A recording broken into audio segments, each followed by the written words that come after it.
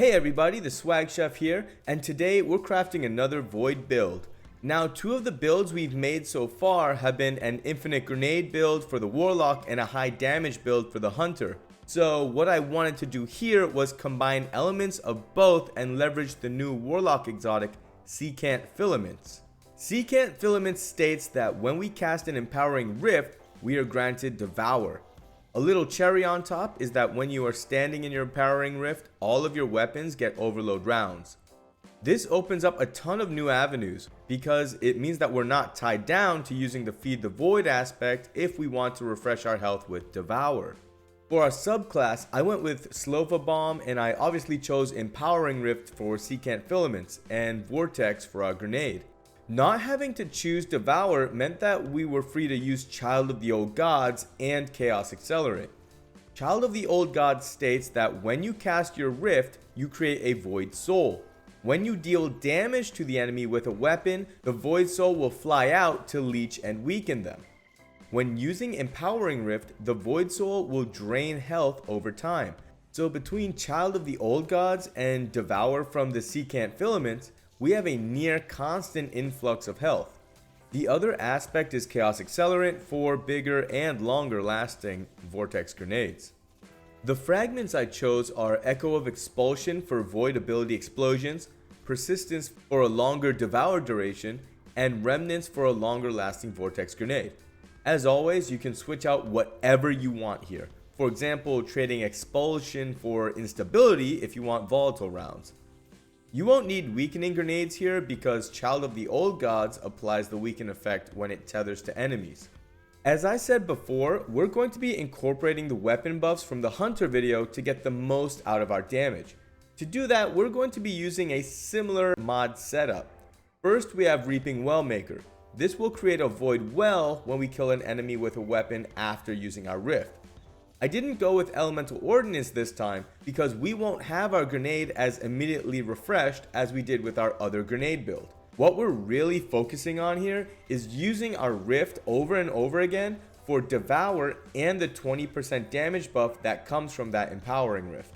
The wells from Reaping Wellmaker are going to kick off Font of Might, giving us a 25% damage buff whenever we pick up an elemental well. I didn't use high energy fire this time around because it doesn't stack with Empowering Rift.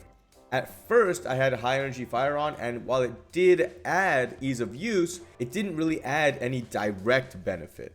I opted to use two Well of Utility mods. These will give back more Rift energy after picking up those Void Wells. Bountiful Wells would also be a good pick here to sub in. I chose to use Seeking Wells for ease of use in higher tier content, but I find that the wells sometimes get stuck on the geometry of the map, which is something that you should keep in mind. The mods I used to supplement the playstyle were Bolstering Detonation for class ability on grenade hits, Double Perpetuation for class ability energy, and Linear Fusion Rifle mods. Now I know what you're thinking, but Mr. Swag Chef sir, why Linear Fusion Rifle mods? That's because we're pairing this build with everyone's favorite PvP menace, Lawrence Driver. I chose Lawrence because 1, it's void, so it can benefit from Font of Might. 2, because it's long range, making it more viable in high-end PvE than perhaps a shotgun. And 3, because it has an intrinsic damage perk. As you're running around, Lawrence will mark enemies. When you kill those enemies, they'll drop a telemetry. If you collect 3 telemetries without dying, you'll get a 30-second, 50% damage buff. The way I like to use it is I'll hold on to just 2 telemetries because they don't go away over time, while actively avoiding the third. When I get to a boss or a champion where I actually need that damage, I kill an enemy and pick up the third telemetry so I can time exactly when I want to use that extra damage. Lawrence at base does 49,602 to a boss. With Lagrangian Sight active, it does 74,400. The combination of damage buffs and debuffs that you'll have active most of the time is the base Lawrence damage, Font of Might, Rift, and the weaken effect from Child of the Old Gods. This brings the damage to 85,564, about a 73% damage increase. But that's what you'll be doing all of the time. With a little bit of planning, you could add Lagrangian Sight on top of that. With Lagrangian Sight, Font of Might, Empowering Rift, and the Weaken, you're dealing 128,340 damage per headshot. That's 159% damage bonus, 2.59 times base damage. While the damage multiplier isn't as high as the Hunter build with Tractor Cannon, the ability to hit bosses and champions from a range cannot be understated. With this build, killing 2 enemies affected by Child of the Old Gods and picking up 1 Void Well will completely refresh your Rift charge. I'll throw down the Empowering Rift and follow up with an overcharged grenade to suck the enemies into the center of the Void Soul. Lorentz Driver also helps to keep things in that range by pulling in surrounding enemies when you get a headshot kill. If you don't manage to get 2 kills on weakened enemies, that's totally fine. The Bolstering Detonation mod will help to cover the rest of the class energy to refresh the Rift. Devour is going to do most of the heavy lifting when it comes to refreshing the grenade charge. However, this has never been an issue at all. When you first cast the Empowering Rift, you get a 17-second timer on Devour, thanks to Echo of Persistence, which is a ridiculously long amount of time to chain kills. The Devour timer can go all the way up to 22 seconds.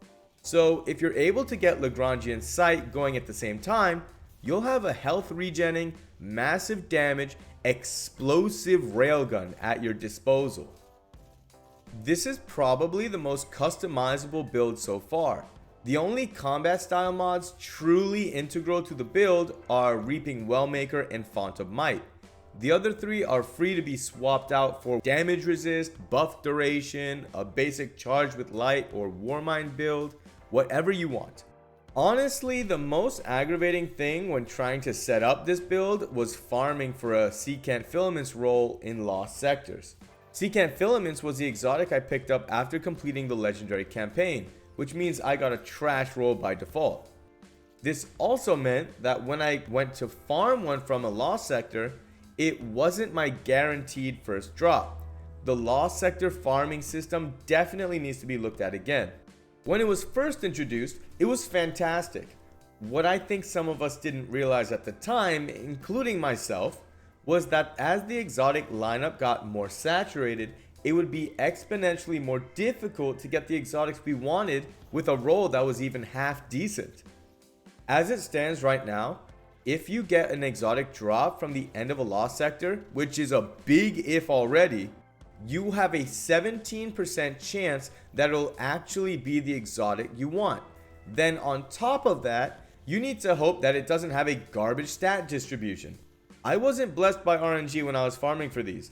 I literally could only get Boots of the Assembler, Geomags, and Prometheum Spur to drop after 2 hours of farming, 2.5 minute clears. The roll you're seeing in the video is the one that you can pull straight from the collections. Well, rant aside, I hope you liked what you saw in the build, and I hope you'll take this for a spin yourself. I'll be putting out some more PvP builds and gameplay in the future, so please look forward to those.